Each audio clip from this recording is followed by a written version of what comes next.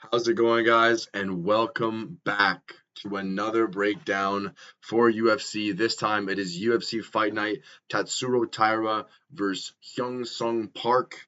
Guys, it used to be Amir Albazi, but he dropped because Amir Albazi's a pussy and he knows he would have lost. We have a new event, guys, new main event, guys. We have Tatsuro Taira 16-1 against Hung Sung Park 10-0. That is the prospect in the 125 division. It's a very, very interesting fight. Very fun fight as well. And I'm here to break it down and give you guys some nice bets and predictions and hopefully cash you guys out for this weekend. Like always, we'll be building from the bottom to the top. And let me know if you guys like the graphics. I switched to Tapology right now rather than the UFC website, but this is Tapology. It has the fighters right there and has their stats, their records. And yeah, so without further ado, first fight of the night is a new fight just put together. It is Austin Bashi against John Yanez. Austin Bashi is a relentless grappler, guys. He has great back control, great clinch game, and great transitions in the grappling department. Austin Bashi is a very good prospect, but he just did recently lose his O to the prospect murderer, Christian Rodriguez, guys. That guy fraud checks anybody who's not supposed to be that good. He fraud checked Raul Rosas Jr. He fraud checked Austin Bashi. That guy's no joke. That was a very hard first fight for Austin Bashi to take on. But now he has a very low level comp in John Yanez. John Yanez in 5 days notice as well. Austin Bashi will run through this guy.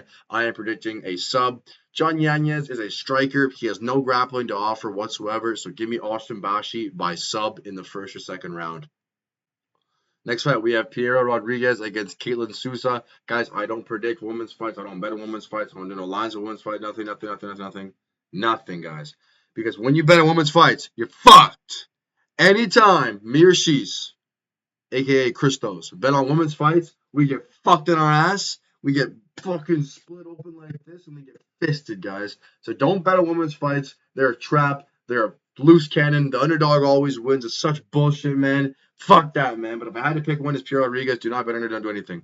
Anyways, next fight. We have Felipe Bunez against Rafael Estevam. Guys, Felipe Bunez was supposed to be fighting my hype train in the 125 division named Felipe Lima.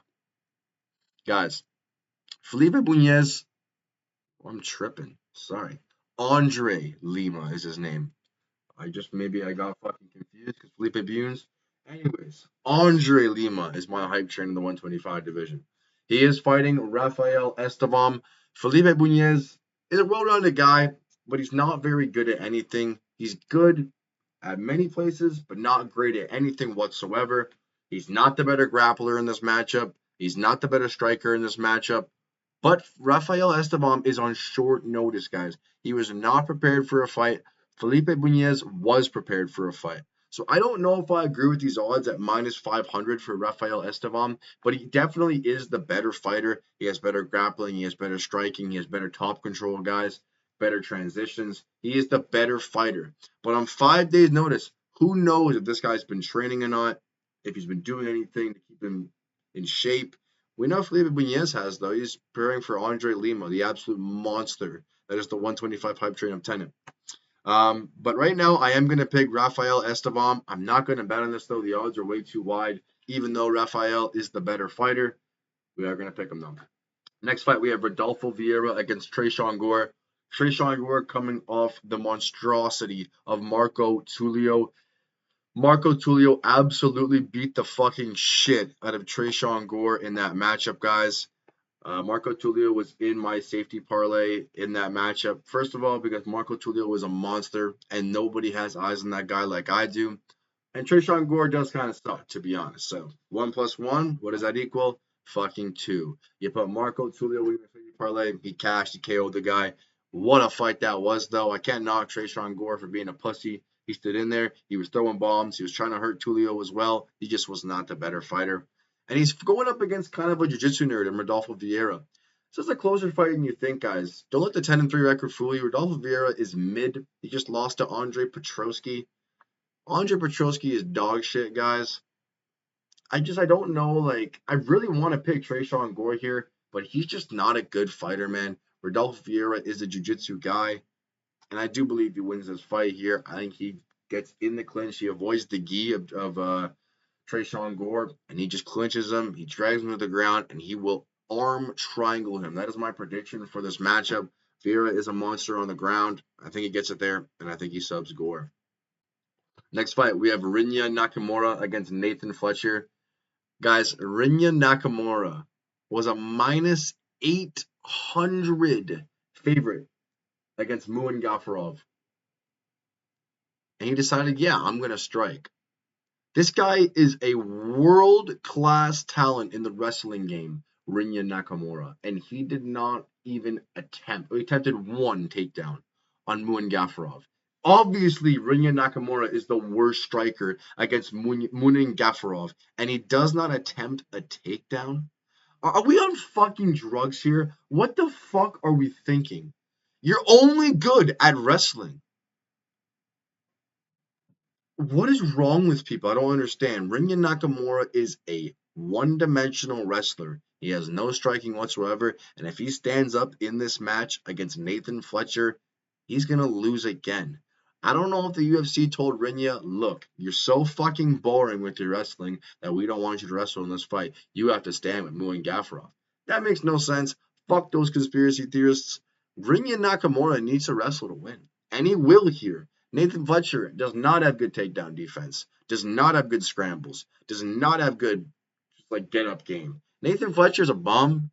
Nathan Fletcher just lost to Conor Loughran, who sucks as well. Rinya Nakamura is the miles better fighter in this matchup, and if he does not win, you may as well fucking cut him. Because what the actual fuck are we doing here, Rinya? Rinya, win this fight, you bum. This guy sucks. Please, man. Next fight, we have Nick Klein against Andrei Pulayev. Nick Klein sucks. Nick Klein absolutely sucks balls. Oh, but Matt, guess what? He almost knocked out Mansour Abdul Malik. No, he didn't. No, he threw a Hail Mary spinning back fist. There was no technique at all. He was absolutely afraid of Mansour Abdul Malik. He threw some random bullshit Hail Mary shot, and he still couldn't finish him. Mansour Abdul Malik was trying to be more patient in that matchup. I'm not defending Mansour Abdul Malik. I think that was a very underwhelming performance from him against Nick Klein because he sucks so much. Nick Klein relies on being lankier, being longer than the fighters he's facing. And to his surprise, he's not facing one of those guys. He's facing Andrei Pulayev, the same height, the same length, and he is the better striker. We saw that he had great takedown defense against Christian Leroy Duncan on the fence. And that's the only way Nick Klein wins is by takedown and by sub. That's the only way he wins. And it's not going to happen, guys. Pulayev is too sound with the takedown defense against the fence. I think he picks him apart on the feet. Give me Andrei Pulayev as a minus 140 favorite, guys. Next fight, we have Danny Silva against Kevin Vallejos. Guys, this is going to be absolute fireworks. Kevin Vallejos fought my guy since day one, Jean Silva. If you guys watch me day in and day out, I am a huge Jean Silva supporter, believer. I've been on his hype train ever since this Kevin Vallejos matchup, guys. And I've been on Kevin Vallejos ever since then as well because I knew how good Jean Silva was back then. Kevin Vallejos gave him a great fight, and I said right then and there that this kid will be in the UFC one day. It's a shame that he got matched against Jean Silva, but now he is in, and he just KO'd a bum in the UFC. So now he's getting put against a decent fighter here in Danny Silva. This is a great matchup, guys. A very, very good matchup. Kevin Vallejos has great combinations and great power in his hands. He is one of the most clean boxers in this 145 division. Reminds me of a mini Ilya Taporia. I don't mean mini like he's smaller. He's the same kind of weight. But Taporia is a different level. This guy is just coming up. Kevin Vallejos' combinations to the body, to the head, are absolutely a thing of beauty to watch. Kevin Vallejos has so much power in his hands, and Danny Silva gets hit with a lot of strikes per minute. You put 1 and 1 together, 1 plus 1 equals 2. Kevin Vallejos by knockout. I like that play a lot. I know Danny Silva is 10 and 1. He's a good fighter. He's not a bum. I think it's going to be a back and forth affair, but it'll eventually build Silva, the more Kevin lands. He has great cardio. We saw him go against John Silva for 3 rounds. I think he beats Danny Silva by KO in the second round. Next fight, we get the battle of the Unks. We have Neil Magny against Elizeu Zaleski dos Santos. Guys, Neil Magny has been fighting absolute killers in the 170 division. Absolute monsters. Michael Morales, Carlos Prates, Mike Malott. These are up and coming hype trains in the 170 division. He actually beat Mike Malott. Now, if Mike Malott wasn't a fucking idiot and he wanted to get the finish like a retard and he just played for submission or position, he would have won. But he wants to get the finish for the home crowd. I totally get it. But Mike Malott, you fucking screwed yourself. I'm happy you got to win against the bum Charles Radke. But yeah, Neil Magny is not a bum, guys. He's just fighting the best fucking people in the division. And Elizeu Zaleski dos Santos is not the best guy in the division. These guys are both like high 30s in age. Neil Magny is a well-rounded fighter. He likes to get in the clinch. He likes to have knees to the body, elbows, punches in close. But Zaleski dos Santos, fucked up his name, but you get the point. He is a power puncher, guys. He has great uppercuts, great hooks. So if Neil Magny is not careful coming into the clinch him against the fence, working in his little body shots and knees along the fence, he will get put out. But in my opinion, I think Neil Magny is the better well-rounded fighter in this matchup against Zaleski, and that is my dog. This is Neil Magny. I will be picking Neil Magny as an underdog plus 200. Next fight, we have Kiro Rosa against Nora Canoli. Yet again, guys, it's a women's fight. There's no knock on women or anything. It's just, I find the most problems on betting with them. So I just don't do it. I don't pick it. I don't break it down. I don't do it. I think Nora wins as a dog. I think she's a good dog, but, don't bet it. Just don't bet it. That's all you have to do. Next fight, we have Esteban Ribovic against Elves Brenner. Guys, this is another candidate for fight of the night. Both these guys throw with absolute intent of fucking knocking your head off, guys. Esteban Ribovic, we saw him go to absolute war with Daniel Zellhuber, arguably the fight of the year. But I have one fight ahead of it, in my opinion, that was fight of the year that I watched, and I'll get to it soon. Esteban Ribovic has great combinations. He has great body shots, great knees up the middle. He is wild. He will throw down. But the problem with Esteban Ribovic is he gets hit a decent amount. And if you get hit by Elvis Brenner too many times, it could go night-night. Moving on to Elvis Brenner. He's part of the Shooter Box team, the Charles Oliveira team. He dyes his hair with the color, man. Elvis Brenner is an absolute dog, but in my opinion, he's not technical enough to fight Esteban Ribovic. We saw him get beat by Joel Alvarez. Muktabek Orobai beat him as well. Both are absolute monsters, guys, may I add. So I'm not taking anything away from Elvis Brenner at all. I just don't think he's as technical as Esteban Ribovic with the boxing, with the kickboxing. And I don't think he shoots. I think this fight will be standing. I don't know who has the wrestling advantage in this matchup. I don't think they know either. I think it's going to be a standing affair, a striker's delight. And I think Esteban Ribovic is the more technical striker, which means I have him to win. Next fight, we have Chris Duncan against Mateus Rebecki.